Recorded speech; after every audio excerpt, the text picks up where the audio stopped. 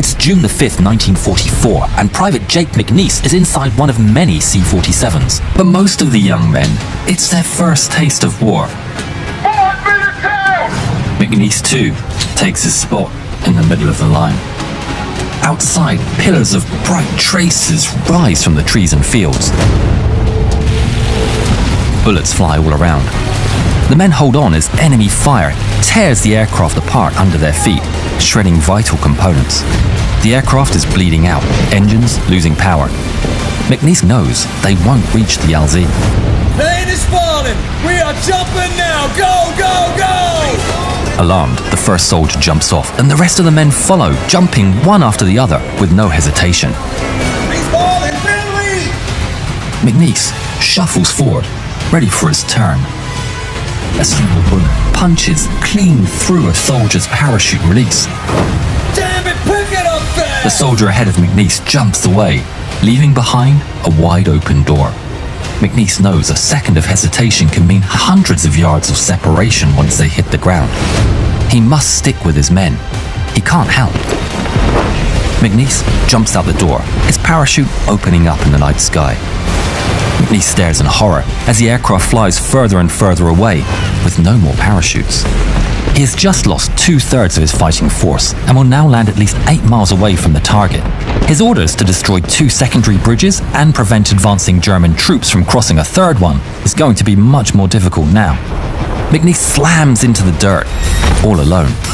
He cuts the straps of his chute and rushes in the general direction of his other men. There's enemy movement all around, with emplacements and bunkers everywhere. But it's exactly what he was trained to deal with.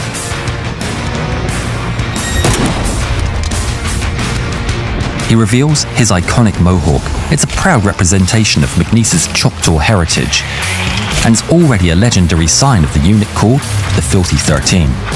Ever since he's enrolled, McNasty has been a thorn in the side of his superiors, a man who recognizes no ranks, unafraid of speaking his mind to incompetent leadership, disobeying orders as he sees fit, and yet he's so unbelievably effective, his powerful detractors cannot get rid of him.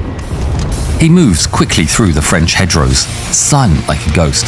Distant gunshots are a reminder of the cost of failure. Then, in the distance, he spots something. A parachute is strewn across the road. Its owner lies crumpled on the asphalt, still strapped in and unmoving. He's falling, Billy. McNasty watches the sorry sight from afar. The soldier must have broken his back, perhaps mistaking the dark road for an irrigation ditch from above. He thinks twice about charging out for his brother-in-arms. He's out in the open with Germans all around. There's no aid station to speak of, and he doesn't have any instruments to tend to such injuries. So, with a heavy heart, he's forced to abandon the poor man. I'm sorry, boy. And push on. He lays low, moving from hedgerow to hedgerow. Germans also hide within them, forcing him to be extremely careful. But with so many enemies, a slip is virtually unavoidable. Gunshots ring out from behind him, striking into the ground mere inches away. He dives for cover, taking out his rifle, and returns fire. As a full-on shootout starts, the enemy units spray his position with lead, bullets cracking over his head. He fires a couple more times to keep them under cover before hurriedly retreating, before more enemies come to his location. He moves swiftly but stealthily, outmaneuvering the Germans in the dark, leaving them behind. He finally has a chance to slow down. Gathering his breath, it dawns on him he hadn't lost 2/3 of his men. He'd lost every single one. The night turns to morning with no change. He's still all alone, deep in enemy territory. Did they cancel the invasion or what? McNasty notices a movement in the foliage at an intersection between hedgerows. He freezes. Is it German or American? He can't tell. He uses the code word. Thunder. No response.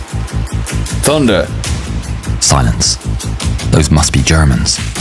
McNasty attaches his bayonet and then fearlessly charges towards the position. The next clip is created by our sponsor in Video AI. During World War II, following the Allied invasion of Normandy, the Allies found themselves in hedgerow country, also known as bocage. It was ideal for the German troops to hide in and not be seen. The hedgerows were thick enough to hide tanks and artillery pieces. McNasty and his Filthy 13 also used the bocage video. Then you can be as creative as you like, amending the script and the video to produce your masterpiece. You can translate to other languages, and it can even clone your voice. It saves you hundreds of dollars by combining... It's an American. What the hell are you doing? Shh! Boy, you better be careful running out these dugouts. They're full of Germans. Right across the line. They got 2 machine guns. I wasn't the one who was about to get killed, you idiot. If you had waited one more second, you would have had your ass on the end of the bayonet rooting you across the... Soldier explains. He's just an ammo guy for a machine gunner who's gone missing. He had no weapons and thought it was better to keep quiet rather than to give away his position to the Germans while unarmed. McNasty takes 2 grenades off his belt. Take these. We're on the attack now. No more running. Let's go. Where to? Carentan. They move, stealthily, slowly, but surely making progress, leaving no trace. Moving through the flooded fields, they notice parachutes are floating in the middle. Suddenly, there's a noise. Voices. They duck down and hide out of view, listening to the indistinct chatter and laughter taking place at the other side of the hedgerow. They're American. How do you know? No German would fight a war like that. That's gotta be 3 stupid paratroopers. Thunder. He was right. 3 Americans. And even better, part of his own team. McNasty, good to see you're still kicking. Likewise. Any injuries? Nah, us 3 are fine. Still got the demo charges? Good. We move on with the mission then. Just the 5 of us? Do you have any more? Then the 5 of us it is. Come on, let's move. For the next day, McNasty leads a group on their way to Carentan, finding more men along the way. Bouts of action spring up, during which McNasty's men would prove to be exceptional fighters. He later wrote, This was a beautiful part about paratrooping. It was a commando-type operation.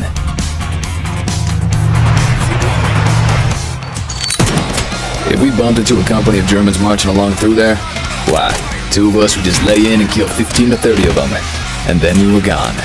They could not interrupt an operation just to hunt down 2 paratroopers. We just went right on through them, just like a bunch of bobcats.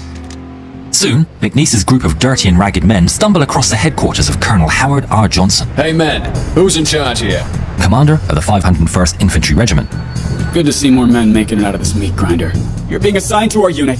Go take up position on that section of the defensive perimeter over there. No, that's not right, Johnson. I've got another assignment on these bridges. I need to take them down. You can't use me out here as just a lineman. That's been rescinded. You're part of this position now. You go out there and establish a perimeter defense right in that section. Okay. Idiot. Come on, man, let's get moving and take some of these rations. McNasty starts walking towards the defensive line and walks right past the line. McNasty, where are you going? To Carrington to blow those bridges. But Johnson said... Like I give a damn about what Johnson says. I'm off to Carrington. Whoever wants to do something useful in this war can follow me. The men press on the advance, moving across the enemy territory. Sir, McNasty and his men left their post. Colonel Johnson considers the news. In his mind, it's impossible to hold the strategic bridge against the growing German forces, and if the Germans get through, he and his men will be outnumbered. He makes a difficult decision. If there's no news from McNasty within a few days, he'll order planes to destroy the bridge, regardless of its strategic importance to the Allied army. Meanwhile, McNasty and his squad successfully make it to the waterway of the Douve River.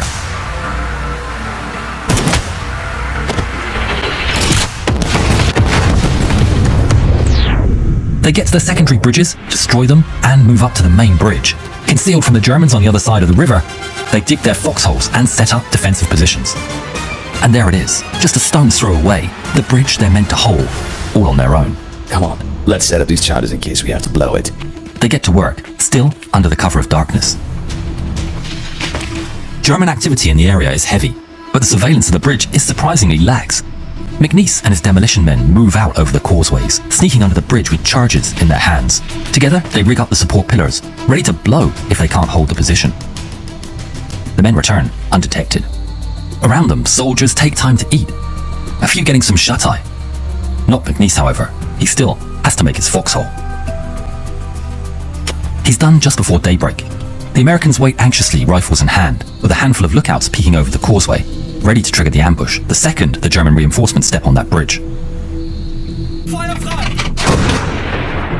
silence is broken as a mortar round slams into the earth right in front of McNeese. The Americans scramble to respond. Lead flies across the river. Soldiers from both sides unleash heavy volumes of fire as mortar rounds crash behind the American positions. At the back, McNeese picks himself up, disoriented and in great pain. He's completely blind. He brings his hands to his eyes and feels blood. He can't have gone blind, not now. Every blink hurts massively, and with each one, his vision clears. The blood came from his hands. The mortar exploding into small metal splinters had peppered his body with small injuries. But he can still see and hold a gun. Picking up his M1 Garand, he rushes back into the fight, firing across the river, despite the terrible pain he's in. Bullets slam scarily close. In the chaos, an American behind cover falls. Then, another. The causeway they depended on somehow is not providing the expected protection. Where's that coming from? Sniper! Another man falls. Scanning the battlefield, McNeese reaches a realization. Get down, everyone! He's in that steeple! Are you sure? It's the only place they can be in! Line it up! All nearby weapons focus on the old church, littering it with lead. The sniper fire stops, and the Screaming Eagles recover the initiative. Good work. The Germans try everything at their disposal to take out the Americans.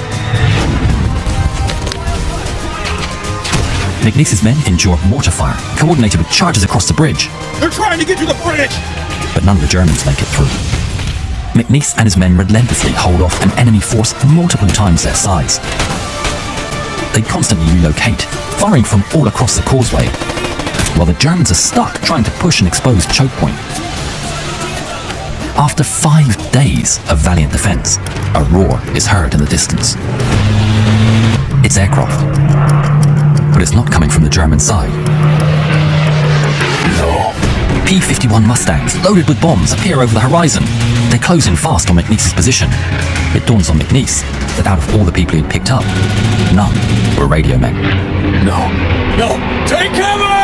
The men scramble into their foxholes. McNeese makes it moments before the Mustangs unleash a storm of bullets into the American position and line up with the bridge. It's a direct impact. The bridge detonates into a million pieces. Debris rains down on the foxholes, claiming further casualties.